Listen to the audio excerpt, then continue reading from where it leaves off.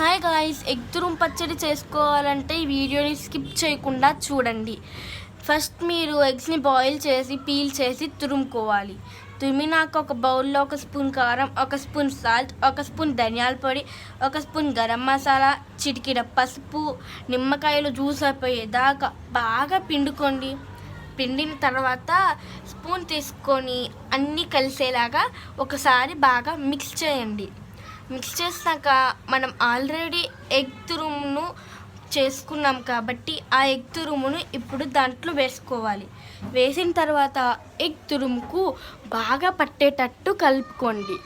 మీకు ఎప్పుడైనా పచ్చళ్ళు తినాలనిపిస్తే ఒకసారి ఇలా ట్రై చేసుకోండి. చాలా బాగుంటుందండి.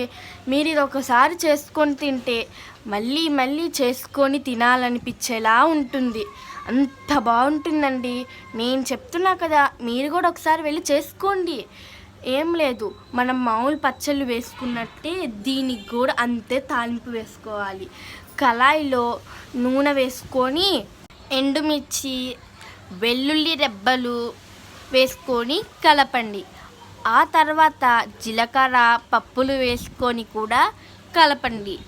ఆ తర్వాత మనం కరివేపాకును వేసుకోవాలి. కరివేపాకు వేసుకున్న తర్వాత మన తాలింపు అయిపోతుందండి.